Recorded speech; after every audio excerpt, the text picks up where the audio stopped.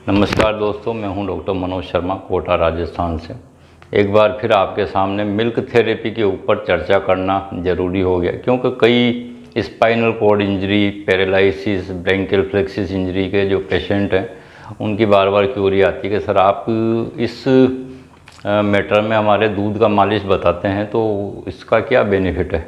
तो इसलिए आज हम वापस से एक बार फिर चर्चा करेंगे मिल्क थेरेपी के ऊपर। मिल्क थेरेपी के पहले 3 वीडियो मैं अपलोड कर चुका हूं और दूध का ये एक विभिन्न प्रकार से अलग अलग रोगों में जो प्रयोग है, ये पहली बार आप लोगों के सामने कोरोना काल में, कोविड काल में लेके आया था, जो काफ़ी लाभदायक रहा है, लोगों को काफ़ी फ़ायदा इससे मिला है। तो ये कहाँ कहाँ किस किस कंडीशन में काम करती है मिल्क थेरेपी, इसके बारे में अपन चर्चा करेंगे और किस तरीके से यूज करना है। 2 कंडीशन विशेषकर है, एक तो नर्वस सिस्टम का ड्राई हो जाना है या नर्वस सिस्टम का वीक हो जाना, कमज़ोर हो जाना, एक तो उस स्थिति में इसका काम में लाना है। दूसरा है मसल्स का वीक हो जाना, जहाँ पे मांसपेशियाँ अपनी कमज़ोर पड़ जाती है, वहाँ उनको कैसे वापस मजबूत किया जाए। ये आज तक कहीं भी वर्णित नहीं है, किसी भी चीज़ में न होता है, क्योंकि हम देखते हैं कि स्पाइनल कॉर्ड इंजरी में सेंसेशन वगैरह ख़त्म हो जाता है, मसल्स वीक हो जाती है। ब्रेंकियल प्लेक्सिस इंजरी में हाथ पतले हो जाते हैं, शोल्डर बेकार हो जाता है, तो वापस बनते नहीं है मसल्स। तो उसके लिए मिल्क थेरेपी एक कारगर तरीका है और इसका प्रयोग मैं काफ़ी वर्षों से कर रहा हूँ पेशेंटों के ऊपर और काफ़ी लाभ इससे मिलता है। तो अक्सर जो लोग मुझसे पूछते हैं तो मैं उनको बता दिया करता हूँ कि यार आप दूध का मालिश करो। एक सिंपल सा वाक्य है, कुछ इसको सीरियसली लेते हैं, कुछ नहीं लेते, लेकिन मैं ये कहूँगा लोगों से कि आप इसको सीरियसली लें। इसके बिना स्पाइनल कॉर्ड इंजरी के पेशेंट का कोई समाधान नहीं है, पैरालिसिस के पेशेंट का कोई समाधान नहीं है, ब्रेंकियल प्लेक्सिस इंजरी का पेशेंट का कोई समाधान नहीं है। जहाँ पे नर्वस सिस्टम ड्राइव हो जाता है वहाँ पे इसके बिना बहुत मुश्किल है कि वो वापस से आप उसको रिजनरेट कर सको नर्व को।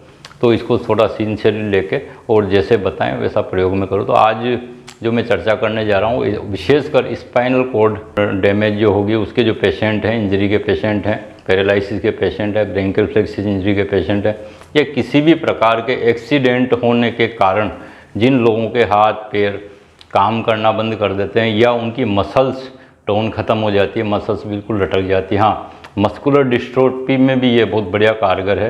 तो इसलिए जितनी भी इस तरह की तकलीफ़ है जहाँ पे मसल्स बिल्कुल ख़त्म हो चुके हों, वहाँ पे हमें कच्चे दूध का मालिश करना है।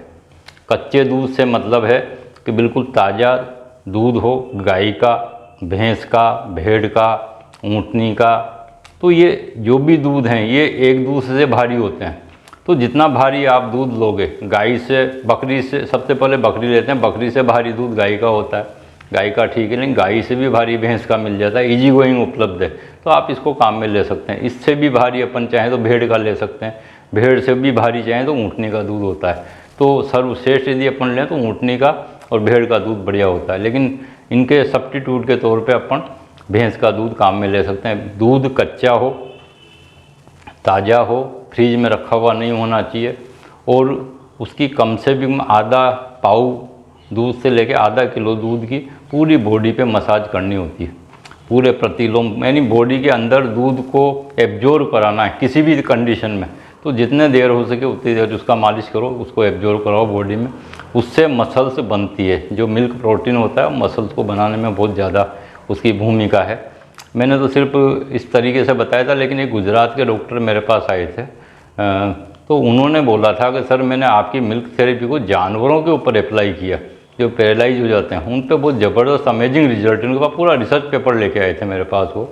तो इसको हल्के में न लें और इसकी मालिश करें। इससे जो भी पैरालिसिस के पेशेंट हैं जिनका हाथ नहीं उठता है उस पर मालिश करेंगे तो उसमें ताकत आएगी। ताकत आने के बाद फिर हमारा काम स्टार्ट होता है, जैसे मसल टोन आ जाएगी फिर नर्वस सिस्टम को एक्टिवेट करने का काम हमारा है, हमारी टेक्निक का है। उसके बाद पेशेंट को हम बुलाते हैं 1 आध महीना मसाज करके, तो वो निश्चित रूप से उसको लाभ मिलता है। इसी तरह स्पाइनल कॉर्ड इंजरी के जितने भी पेशेंट हैं उनसे मैं यही कहूँगा, मुझसे पूछने की ज़रूरत नहीं है, पहले महीने, 2 महीने, 3 महीने लगातार दूध का मालिश करें, आपको निश्चित रूप से उससे फ़ायदा मिलेगा।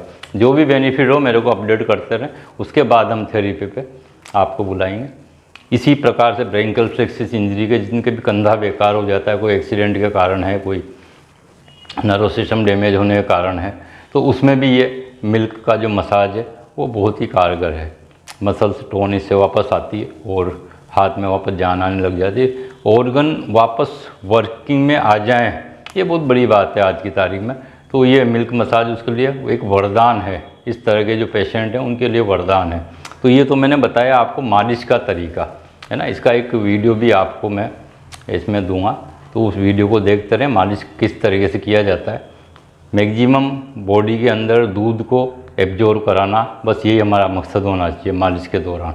नहाने के आधे घंटा पहले मालिश कर लें, या मालिश करने के आधे घंटे बाद आपको स्नान करना बहुत ज़रूरी है। दूसरी कंडीशन है नर्व सिस्टम वीक होना। तो नर्व सिस्टम वीक होने में एक मैंने बताया था पहले नाभि बस्ती। तो नाभि बस्ती इसमें बहुत कारगर उपाय है। नाभि के ऊपर आप जब दूध को अप्लाई करते हैं, उसमें गुनगुना दूध काम में लें। यहाँ अंतर दोनों में यही है कि आप जब मसाज करोगे मसल्स के लिए, जब दूध को काम में लोगे तो वहाँ पे कच्चा दूध काम में आएगा, ठंडा दूध काम में आएगा। लेकिन जब नाभि बस्ती हम लगाएंगे तो वहाँ पे गुनगुने दूध की आवश्यकता पड़ेगी नर्व सिस्टम को एक्टिव करने के लिए। नाभि बस्ती और जहाँ जहाँ भी मसाज तो खैर हम करते ही हैं सादा दूध की, लेकिन नाभि बस्ती से आपका जो नर्व सिस्टम है वो बहुत जल्दी एक्टिव होता है। जो ड्राई जो नर्व है वो जल्दी एक्टिव होती है। जो हीरिंग लॉस वगैरह में हो जाता है, कोई ओपल कॉर्ड पैरालिसिस वगैरह में हो जाता है, तो दूध का मालिश इसमें काम करता है। तो आज बस यही बताने के लिए मैं आपके सामने उपस्थित हुआ हूँ कि जो भी स्पाइनल कॉर्ड इंजरी के जो पेशेंट हैं, पैरालिसिस के पेशेंट हैं, वह मुझसे पूछे बगैर ही पहले मालिश कर लें, उसके बाद मेरे से कांटेक्ट करें, उसके बाद आएँ, थेरेपी लें और निश्चित रूप से वो ठीक होंगे, ये मैं विश्वास दिलाता हूँ। इसी के साथ मैं अपनी वाणी को विराम देता हूँ। जय हिंद, जय भारत, जय आयुर्वेद।